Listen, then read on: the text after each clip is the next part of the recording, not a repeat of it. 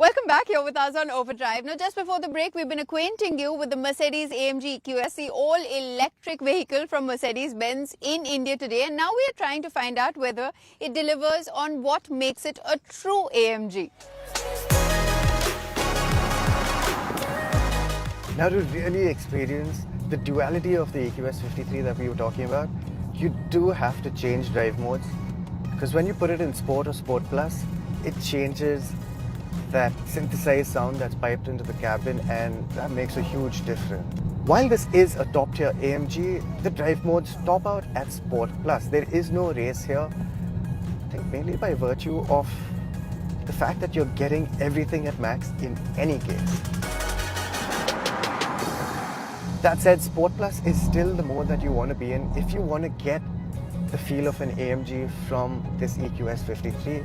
It just sharpens everything up, and that synthesized sound definitely earns its keep. Because when you do put it in Sport Plus and you put your foot down, you get that anger, you get that fury. It almost feels like a full AMG. The build-up of pace is rapid, and it does it so silently. This could be your stealth vehicle. You even hear that slight wobbling when you stop at idle, and it plays inside the car and outside it. So when you step out and the car's still idling, you hear it, and it does make you feel like you're standing next to something special. Not quite an AMG, but hey, like we said, we've got to embrace the change. While something like the EQS 580 is entirely capable of giving you those thrills of just mashing your foot down and getting pinned back in your seat, I think what the AMG brings to the table is that extra drama, that extra feeling of tightness, because you get this in any other AMG. It's just that you don't get the feeling of those vibrations coming through the engine, that connection between the throttle pedal and your change of pace, that's a little subdued. But when you put your foot down, I think the EQS 53 is a lot more than just a one-trick pony.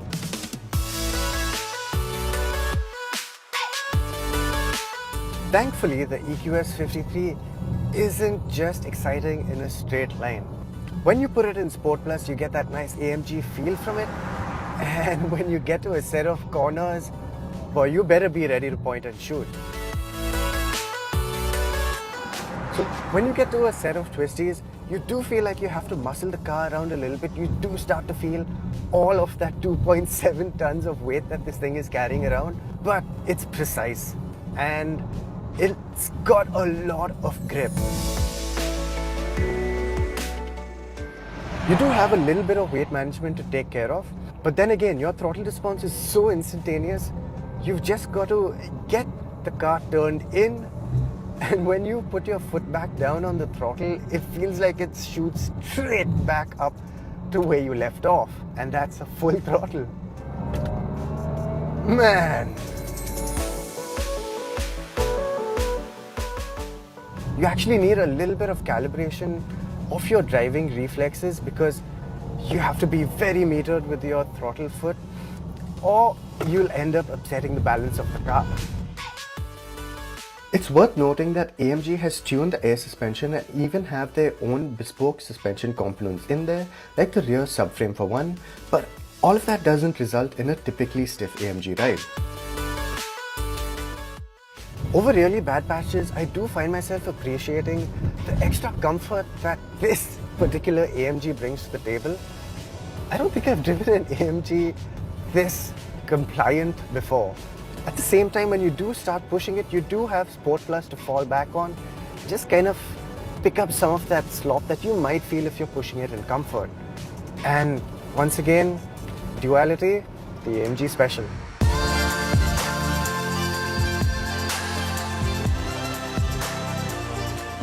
Here's another thing that will take some getting used to. In an AMG, you expect those big carbon ceramic brakes with massive stopping power and bite. But in the 53, you have to recalibrate yourself a little bit because the brakes are working on friction and regen at the same time. So there's not as much bite as you might like initially, but you do push further down on the pedal and then you get that stopping power, and it is quite impressive once you do that.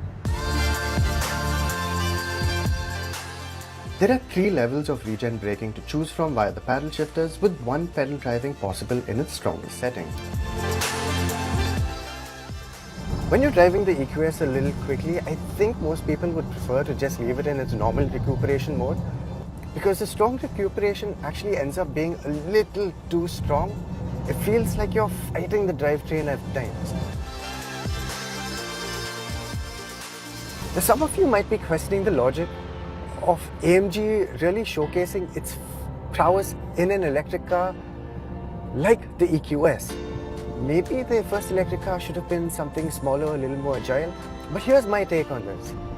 If they can make a car like the EQS handle this nicely, I'm sure they can make anything with a set of batteries in it handle really well.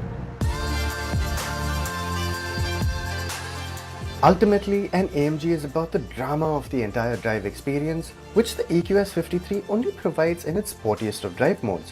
While some may feel shortchanged, there's no denying that if speed is your primary reason to buy an AMG, the EQS 53 more than delivers. In fact, it shocks and leaves you in awe. If we have to embrace the change of performance motoring, I can't see a better way to do it than in this.